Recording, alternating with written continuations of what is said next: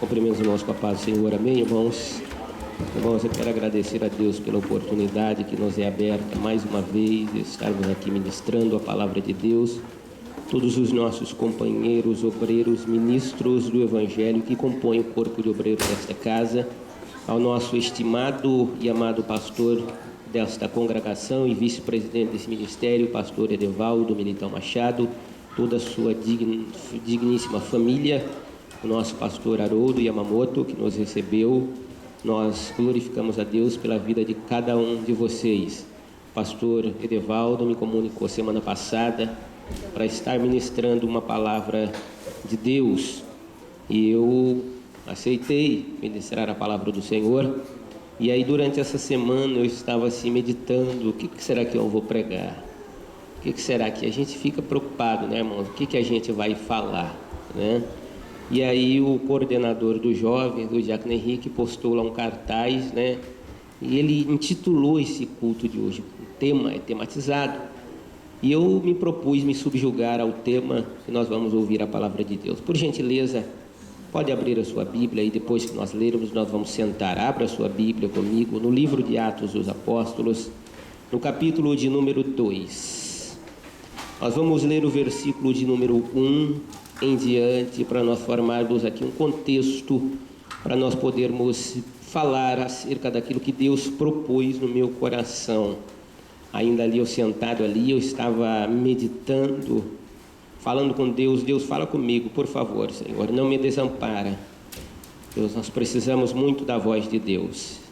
E com certeza eu creio que Deus tem falado no meu coração. Atos 2, versículo 1 de número 1, versículo 1 do livro de Atos, capítulo 2, nós vamos ler a partir do 1 em diante. Todos encontraram? Pode dizer amém? Amém. Diz assim a palavra do Senhor, o nosso Deus: chegando o dia de Pentecostes, estavam todos reunidos num só lugar, e de repente veio do céu um som, como de um vento muito forte, e encheu toda a casa na qual estavam assentados, e viram o que parecia línguas como de fogo, que se separavam e repousava sobre cada um deles, e todos foram cheios do Espírito Santo, e começaram a falar em outras línguas, conforme o Espírito lhe havia os capacitado. Pode sentar, por gentileza, nessa noite. Sente aí, nós vamos ouvir o que Deus tem para falar nesta noite. Queridos, como eu disse, nós estamos pautados sobre um tema, é um tema muito propício. Nós vivemos no período da graça, na presente era da dispensação da graça, sob os cuidados do Espírito Santo. A igreja do Senhor está sob a tutela maior do Espírito Santo. Ele é o cuidador da igreja. É Ele que tem que nos direcionar o que fazer. É Ele que tem que falar aos nossos ouvidos e nos direcionar para que nós tomamos alguma decisão. Todo homem de Deus, ele não pode se direcionar por uma situação, por o que ele ouve falar ou pelo aquilo que os seus olhos podem contemplar. Mas o verdadeiro servo de Deus, homem de Deus, pastor, obreiro, ele tem que estar sempre disponível aos seus ouvidos para ouvir o Espírito Santo. Quando nós emprestamos o nosso ouvido para qualquer outra coisa que não seja o Espírito Santo, nós caímos em grande ruína, fracasso. Nós cometemos muitas loucuras quando nós não ouvimos o que o Espírito tem para falar para a igreja. Aleluia. Porque nós vivemos na era do Espírito. O próprio Cristo outorgou ao Espírito a tutela da igreja, para que a igreja fosse cuidada, que a igreja fosse direcionada pelo Espírito. E o Espírito de Deus não trabalha só aqui dentro, ele trabalha na humanidade, convencendo o homem do pecado, da justiça e do juízo. De todo o Novo Testamento, da era cristã, após morte e ascensão de Jesus Cristo, eu considero que o maior advento após morte e ressurreição de Jesus Cristo está relatado nos primeiros capítulos do livro de Atos dos Apóstolos. Porque até então a igreja cristã não existia. Até então não existia a igreja evangélica. Até então não existia uma igreja, porque no princípio a igreja nem era conhecida como igreja.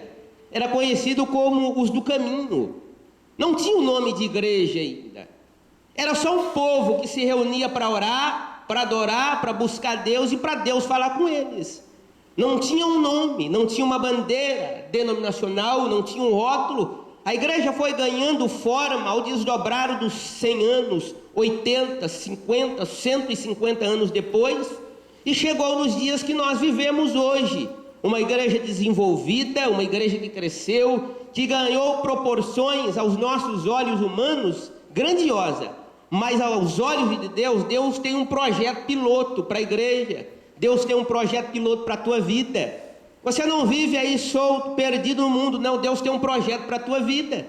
Nós somos uma igreja direcionada pelo Espírito, nós não somos direcionados pela lógica, nós não somos direcionados pela ciência ou pelas nossas emoções, nós somos direcionados pela razão da palavra, e esta palavra, quem nos traz esclarecimento dela, é o Espírito Santo. Glória a Deus. E neste grande advento, após a era da morte e ressurreição e ascensão de Jesus Cristo, neste grande advento que se deu por este grande dia, o dia de Pentecoste, a palavra Pentecoste se deriva da palavra 50ª, ou seja, cumprindo os 50 dias após a Páscoa, que era uma festa dentro do calendário judeu, e até hoje ainda é uma festa dentro do calendário dos judeus, não foi abolida. E dentre todas as festas que os judeus propõem fazer para adorar a Deus, a festa de Pentecostes era considerada, e ainda é, uma das maiores festas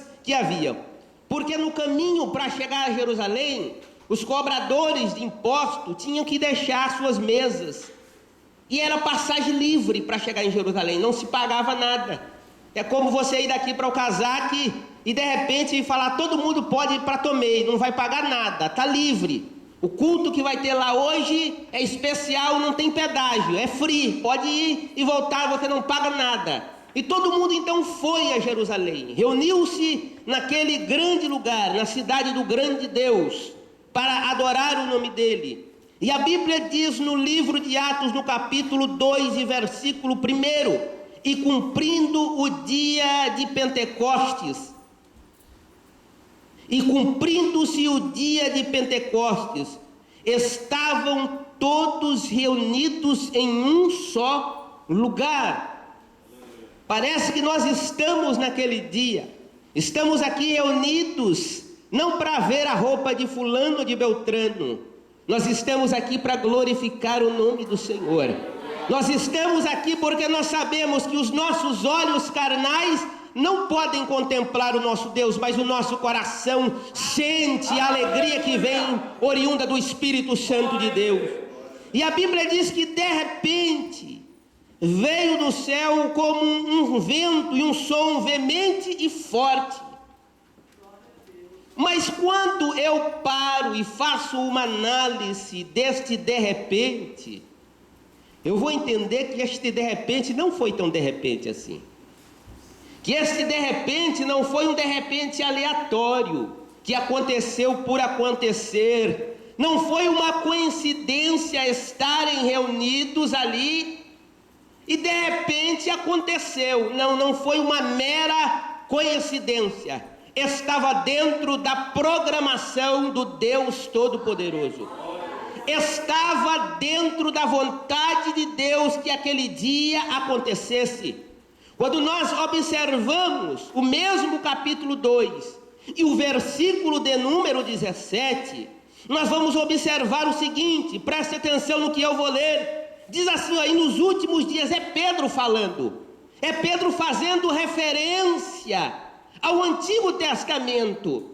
Pedro então começa a dizer, olha, e nos últimos dias, diz o Senhor, não ele, Pedro, diz o Senhor, derramarei do meu espírito sobre todos os povos, e os seus filhos e as suas filhas profetizarão, e vocês, jovens, terão visões, e sonhos da parte de Deus.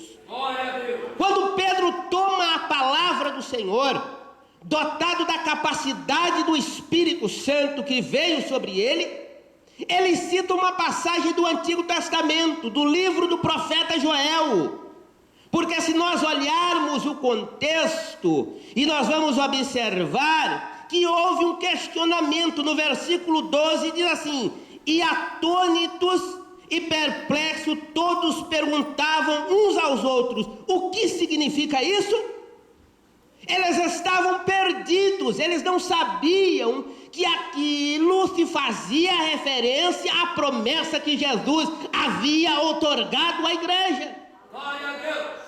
Irmãos, nada que acontece dentro da igreja é por coincidência, é por um acaso. Deus não trabalha com por acaso, Deus trabalha com propósito, Deus trabalha com objetivo. A Bíblia diz que há tempo para tudo, há tempo de morrer, há tempo de nascer, há tempo de chorar, mas também chegará o dia de você cantar o hino da vitória. Para tudo tem um tempo. Nenhum cabelo da sua cabeça, você que tem ele na cabeça, não cai se não for com a permissão de Deus.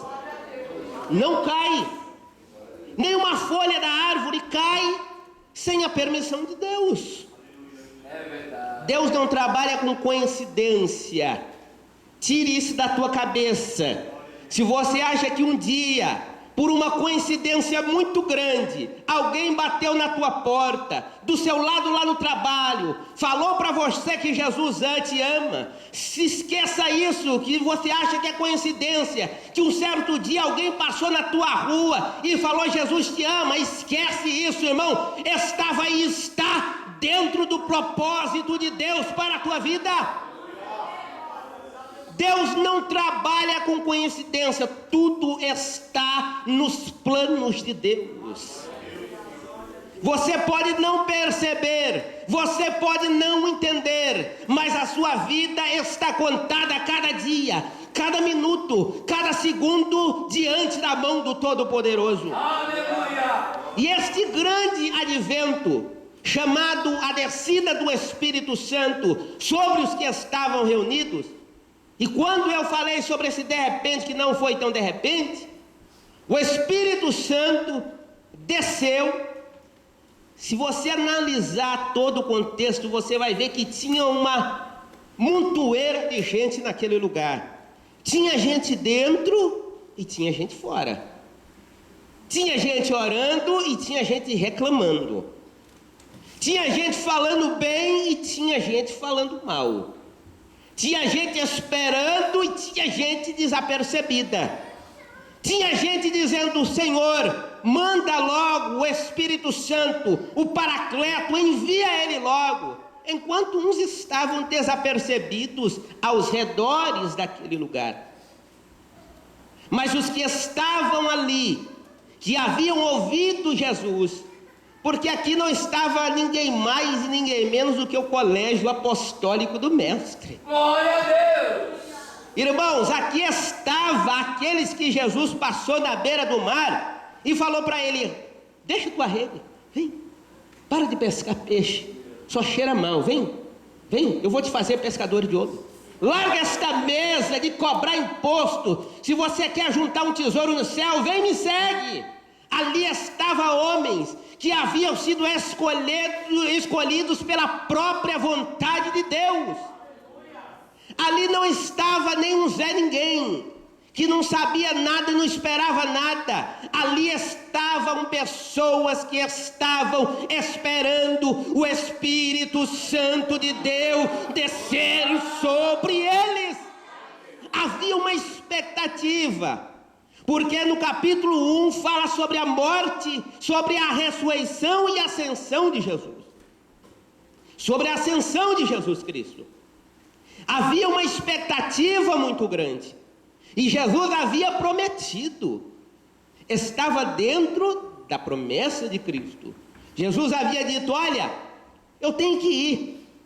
Lá em João 15, 26. Se alguém puder ler para mim, abre aí em João 15, 26. João 15, 26. E logo na sequência tem também João 16 e 7.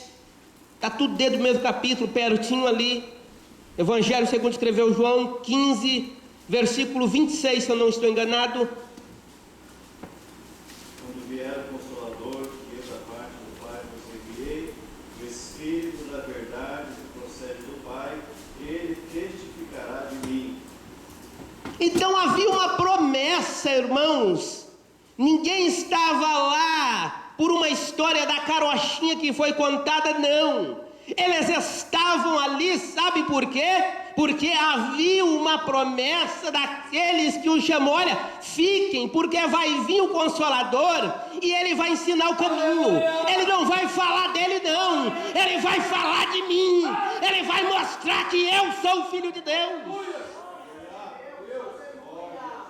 Porque o Espírito Santo nunca falou de si mesmo, viu? O Espírito Santo nunca falou: eu sou enviado, eu sou o cara. Não, ele veio para testificar de que Jesus era o Filho de Deus, e Jesus sempre nos levou ao Pai. Jesus disse assim: olha, as obras que eu faço, elas são para glorificar o nome do Pai que me enviou. Jesus nunca tomou a glória para si, ele sempre arremeteu ela para o Deus Todo-Poderoso.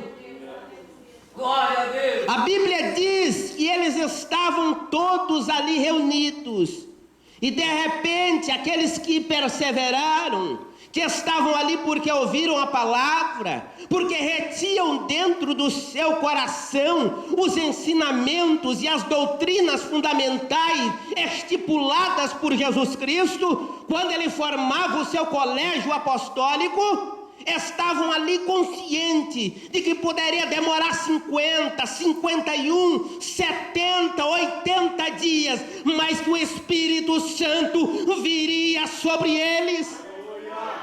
Porque Jesus garantiu: olha, ficai na cidade, até que do alto sejais revestido do Espírito. Não vai fazer missão, não vai evangelizar, não vai pregar na rua, enquanto o Espírito Santo não vier sobre vocês. Porque quem capacita a igreja a fazer alguma coisa é o Espírito Santo de Deus. Porque se você está fazendo alguma coisa esmerada, uma obra de glória, esta glória é para o Deus Todo-Poderoso. Se nós estamos tendo sucesso e êxito no nosso ministério, é porque é para a glória do nome do Senhor. Não é para mérito nosso, não é para receber tapa nas costas, não, é para a glória do nome do Senhor. E este grande advento da descida do Espírito Santo sobre a igreja, ele trouxe alguns benefícios. E a primeira coisa que este grande advento trouxe foi um grande avivamento por meio da descida do Espírito Santo junto com a palavra de Deus. Irmãos, o Espírito nunca desaparta da palavra, e a palavra nunca anda sozinha. Tudo que a igreja faz, tudo que nós fazemos está fundamentado na doutrina apostólica. Nós não estamos aqui pregando outro evangelho, não. Nós estamos pregando aquilo que foi ensinado. Nós estamos ainda perseverando na doutrina apostólica. Aleluia. Por isso que esses dias o presbítero Pedro, dando aqui uma palavra, diz que nós somos apostólicos. Católicos só não somos romanos, porque nós perseveramos na doutrina dos apóstolos, doutrina essa que eles receberam de Jesus Cristo, repassaram aos discípulos, os discípulos têm passado um ao outro, e chegou no século 21 às nossas mãos. Nós ainda vamos perseverar na doutrina apostólica, que diz que o homem não pode casar com outro homem, que diz que uma mulher não pode casar com outra mulher. Isto é doutrina apostólica, porque Paulo escreve à igreja de Roma, no capítulo de número 2, se eu não me engano, ele fala sobre isso, que o homem não pode casar com outro homem. Isso é doutrina apostólica, irmãos. Isso não é a teoria da evolução de Darwin. Isto não é efeito de nenhum remédio alucinógeno. Não, isto nós pregamos porque está dentro da palavra de Deus. Eu vi um pastor uma vez dizendo o seguinte, que hoje em dia a igreja está perdida. A igreja em si, há algumas pessoas dentro dela, porque a instituição igreja, sobre ela as portas do inferno não prevalecem. Mas alguns dentro da igreja têm se perdido, têm tendo comichão nos ouvidos e têm dado ouvido a fábulas e heresias e não a sã doutrina que é a palavra de Deus. É verdade. E ele continua dizendo, e ele diz o seguinte, que algumas pessoas estão se deixando levar. Parece que é a ciência que tem que dar validade para a palavra. Irmãos, jamais. É a palavra que aponta e a ciência que, se quiser, corre atrás. É a palavra que fala se está certo, e quem quiser que corra atrás, porque aqui é o alicerce da igreja. O alicerce da igreja é a palavra de Deus. Este grande advento trouxe um grande avivamento, gerado pelo poder que trouxe o Espírito Santo e pela palavra de Deus. As pessoas, quando nós lemos logo na sequência do capítulo 2 e no versículo de número 14, Pedro então toma a palavra. Irmãos, ali era Pedro falando, não era Paulo, criado aos pés de Gamaliel, não, que estava falando aqui. Aqui foi o sermão mais expositivo do livro de Atos. Era um homem que falava o grego koinonê. Era o grego de rua, da feira.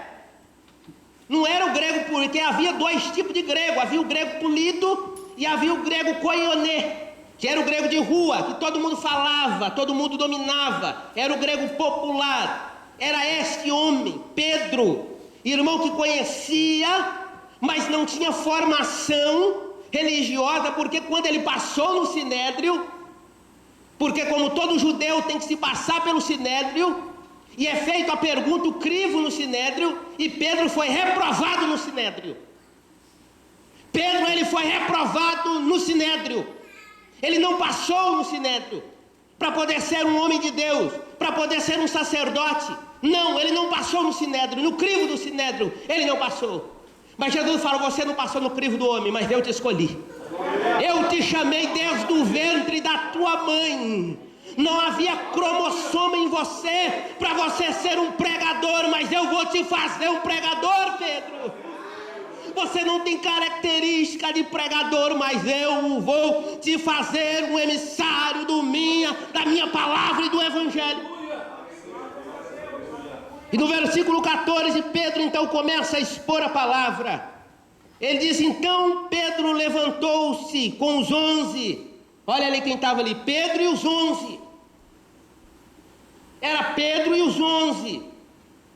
Porque já havia sido colocado um no lugar de Judas. Estava o colégio apostólico de Jesus Cristo, irmão.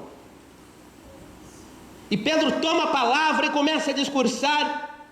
E acontece um grande avivamento. Irmão, avivamento não é modismo. Avivamento não traz simplesmente benefícios financeiros, não. O avivamento, ele vem pela palavra, com a vinda do Espírito Santo sobre a igreja, houve um grande avivamento. Porque a palavra diz que Pedro pregou, e quantas mil pessoas se converteram? Quantas mil se converteram? Pessoas se convertiam aos montes. Pedro abriu a boca e começou a discursar. E Pedro pregou o quê? Filosofia? Ciência? Não, Pedro pegou a palavra de Deus. Pedro falou, isso estava predito pelo profeta Joel. Ele já começa abrindo o Velho Testamento e cita um dos profetas chamado Joel. Ele fala, peraí, isso está dentro da palavra que vocês judeus acreditam que é a palavra de Deus. Está lá no livro de Joel, pode abrir para conferir. E talvez algum judeu curioso vai lá no livro de Joel e ele fala, não é que é verdade mesmo? Está lá no livro de Joel, e agora o que a gente vai fazer? A gente aceita ou não? A gente acredita ou não? Irmão, Deus não depende de você acreditar ou não para Ele fazer. Ou você acreditando ou não, Deus vai fazer. Só que se você acreditar, Deus faz em você. Se você não acreditar, Deus faz na pessoa que está do seu lado. Existe a grande diferença. Quem crê, Deus faz nele. Quem não crê, Deus faz do seu próximo. Mas Ele vai continuar fazendo. Ele vai continuar trabalhando. Ele vai continuar usando. Ele vai continuar revelando a sua palavra. Aleluia. Trouxe um grande avivamento. Quando nós lemos o livro de Atos e continuamos, nós vamos ver que havia um homem chamado Filipe, e ele pregava em Samaria e houve um grande avivamento. As pessoas se convertiam. A Bíblia diz que todos os dias o Senhor acrescentava os que iam sendo salvos. Tinha culto todo dia na igreja de Atos dos Apóstolos. Se convertia gente na segunda brava, na terça mais ou menos brava se convertia gente, na quarta do sossego se convertia gente, na quinta está quase chegando a sexta se convertia gente, na sexta da vitória se convertia gente, no sábado se convertia, no domingo, de dia, de noite, de madrugada, 6 da manhã, 5 da tarde, se pessoas se arrependiam e se convertiam ao nome do Senhor. Hoje parece que a gente tem que pegar aquele molinete aqui pra lança lá atrás. E você já pescou peixe na água, ele é bravo, né? A panela ele não é tão bravo assim, né? A panela ele amansa. Mas enquanto ele está no seu habitat lá, enquanto o homem está lá, ele é bravo, machão, é lutador, né? Se você chamar ele para falar de Jesus, falar para ele quer te, né, quer te finalizar, ele quer te bater, né, quer partir para a violência, mas Jesus traz ele aqui, uns homens desse tamanho. Meu Deus, as crianças deitam e rolam em cima dele. É verdade. Amansa. O Espírito Santo amansa pessoas bravas e nervosas. O Espírito Santo, ele é ótimo para nos educar, para nos ensinar. Trouxe um grande avivamento gerado pela palavra e pela descida do Espírito, e junto com o Espírito ele trouxe o poder para a igreja. Outra coisa que este grande advento trouxe, um desapego significativo do materialismo. Um desapego significativo do materialismo. Se você lê em Atos 2, os irmãos me ajudaram bastante lendo os textos aqui, ficou bem fácil. Capítulo 2, e versículo de número 45, diz assim: e vendiam suas propriedades e bens, e distribuía cada um conforme a sua necessidade. Houve um grande desapego pelas coisas materiais. As pessoas não tinham mais o apego pelo materialismo. A Bíblia diz que eles vendiam. Quem tem coragem de pegar o seu tablet e vender e dar de oferta para o missionário? Glória a Deus. Só um tablet, não manda você vender seu carro não. Só um tablet. Não tem. Porque nós somos presos. Quando eu falo nós, eu me coloco nesse grupo. Nós somos presos à matéria. Vai ou não vai, não, celular, a gente fica, vem, não, esse é meu, esse é meu, esse é meu, esse é meu, não vai, deixa aquela toma, vai ou não vai? Mas é para o missionário. É para dar, para vender, para investir o dinheiro em missões. Mas naqueles dias houve um desapego, um desinteresse pelas coisas terrenas que as pessoas vendiam. Chegavam no pé de Pedro, e vendia sua casa, sua fazenda, e trazia o dinheiro. E quando eu olho lá no texto que eles vendiam suas propriedades, irmãos, ali tem uma essência muito grande. A Bíblia diz que eles traziam e colocavam na mão dos apóstolos. Fala isso? Não, a Bíblia fala que eles depositavam. Por que no pé? Porque dinheiro, irmão, é para nós pisar em cima. O dinheiro não pode ter autoridade sobre você. Você tem que ter autoridade sobre a tua vida financeira. Uma nota de 10 mil não pode falar para você: não vai para a igreja hoje não, me gasta. Vai dar festa comigo. Não, você dizer: você nota 10 mil, vem para cá, eu vou te levar para a igreja. Você vai virar 20, você vai virar 30, porque Deus vai abençoar. Ele vendia, trazia, depositava no pé. Porque o que estava na mão dos apóstolos, irmãos? Depois você vai ler na sua casa, pode ler o livro de Atos, só tem 28 capítulos. Só tem 28. É igualzinho o livro de Mateus, tem 28 também. É os dois livros de 28. Você pode ler. Vai dar 56 capítulos, você pode ler. No livro de Atos fala que os apóstolos estavam segurando a palavra. Eles estavam com a mão ocupada com a Bíblia, pregando o Evangelho. Eles falaram: olha, nós não podemos deixar que o ministério da palavra para ir servir a mesa. Não porque os apóstolos se achavam maiores do que os obreiros, não, mas eles entendiam que a missão deles era pregar a palavra. Imagine você, irmãos, imagine comigo, acompanhe o meu raciocínio. Já pensou se os apóstolos pegam e falam assim: não, tudo bem, vamos deixar aqui a palavra, vamos deixar de pregar, vamos deixar de falar de Jesus Cristo e vamos servir a mesa, vamos nos preocupar com a reclamação das viúvas, vamos cuidar disso aí, larga a palavra para lá. Você acha que você estaria aqui hoje? Você não estaria aqui não, mas por causa da resposta dos apóstolos, eu vou ficar pregando a palavra de Deus. Deus nos chamou para o ministério. Eu me volto para todos os obreiros. Deus nos chamou para o santo ministério. E nós temos que cumprir ele de maneira cabal, de maneira integral, não de maneira parcial. A Bíblia diz: maldito é o que faz a obra de Deus e relaxadamente, irmão. Não pode haver um espírito de relaxo dentro de nós que estamos levando a palavra de Deus. Este avivamento trouxe um desapego pelo materialismo. Outra coisa que este avivamento trouxe, sabe o que foi? Um espírito de união. Diga comigo: espírito de união.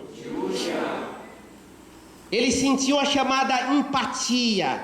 Não é antipatia, não. É empatia. Você sabe o que significa empatia? É sentir aquilo que o Pedro está sentindo. É sentir aquilo que a irmã Cris está sentindo.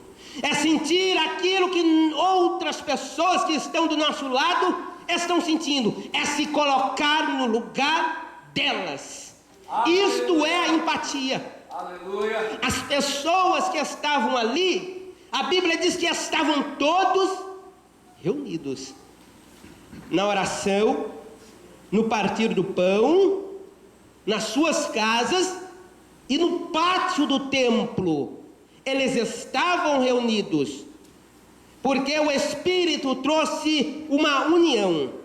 O Espírito agrupou a igreja, o Espírito ajuntou a igreja, o Espírito colocou um perto do outro. O Espírito não causa divisão, o Espírito não causa separação, não. O Espírito traz união. A Bíblia diz: aonde o Espírito opera, aí há liberdade.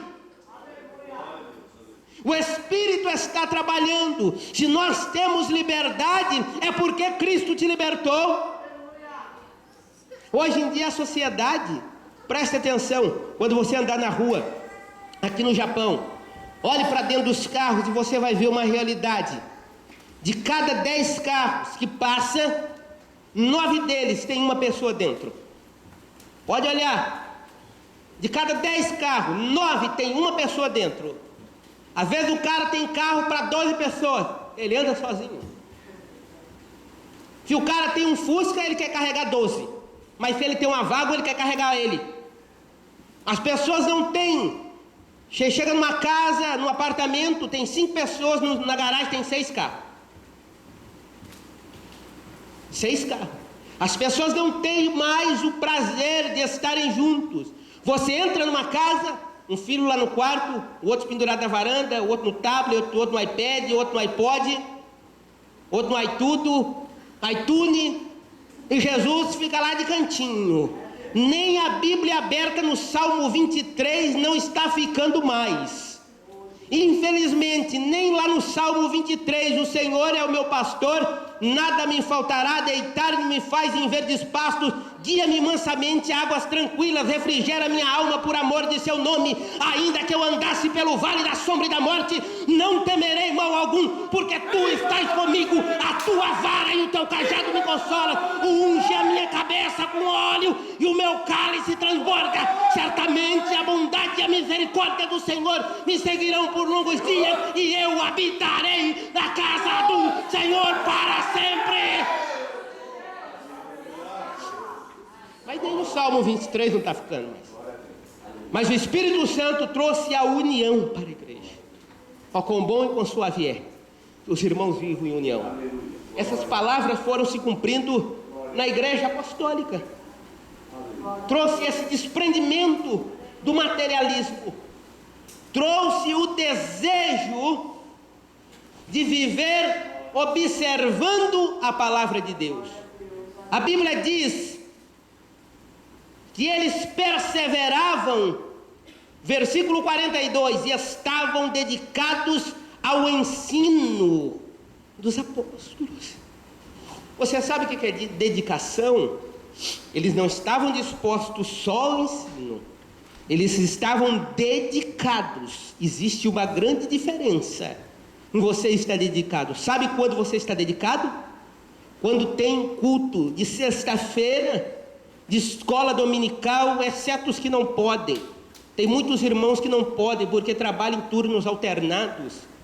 Eu não estou falando para esta classe, não.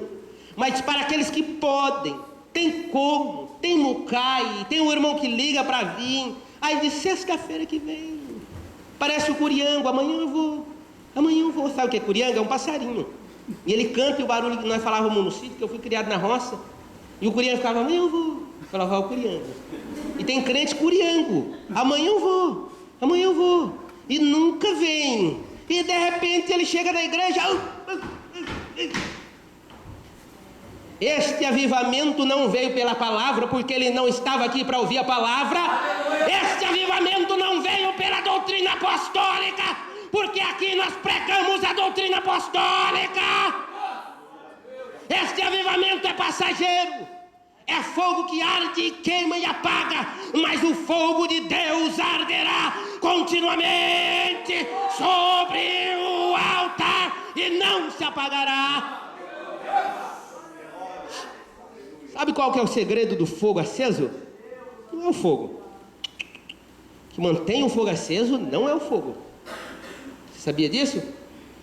O fogo é só a centelha para acender o pavio.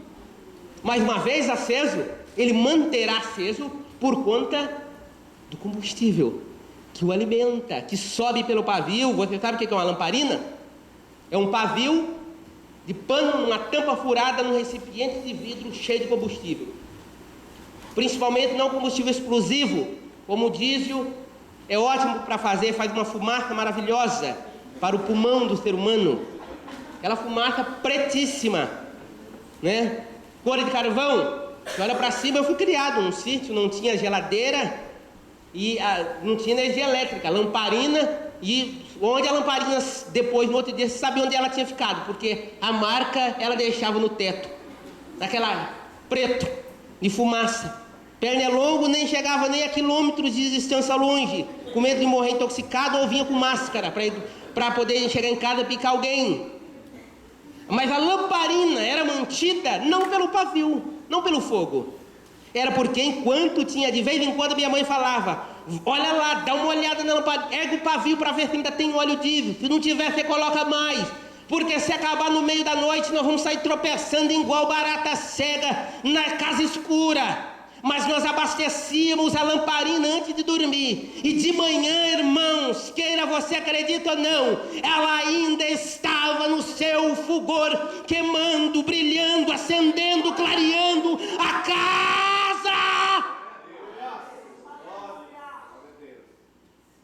E ninguém chega na casa, olha pro... Ninguém vai chegar numa casa, irmão, que tem lamparina.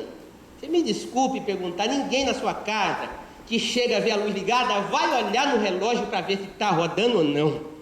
Ninguém vai chegar na sua casa, presbítero Peixe, olha na caixa de relógio lá para ver se está correndo energia aqui.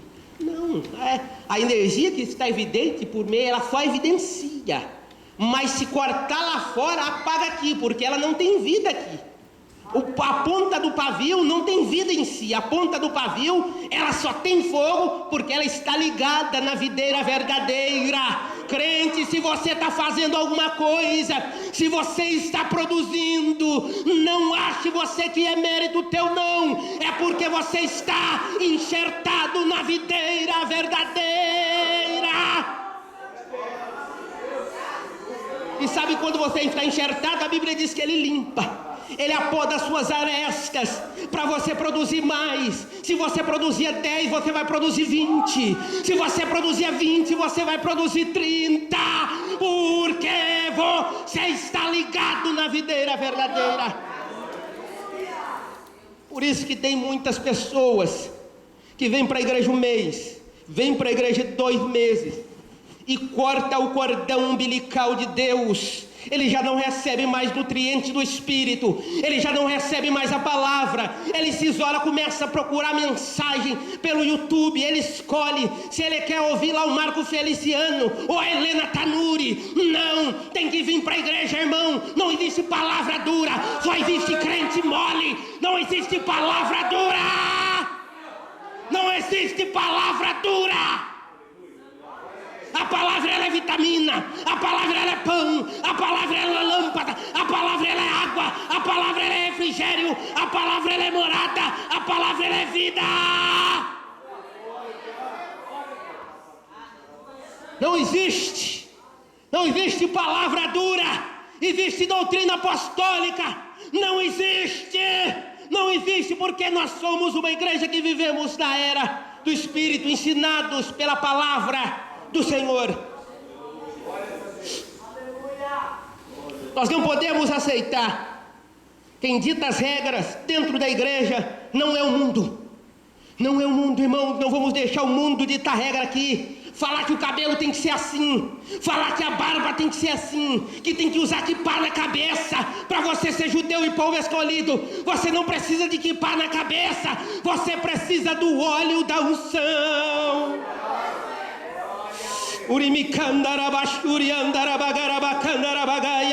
A Bíblia diz que nunca falte sobre a vossa cabeça o óleo da unção. Ele não pode faltar na tua cabeça, ele não pode faltar na tua vida.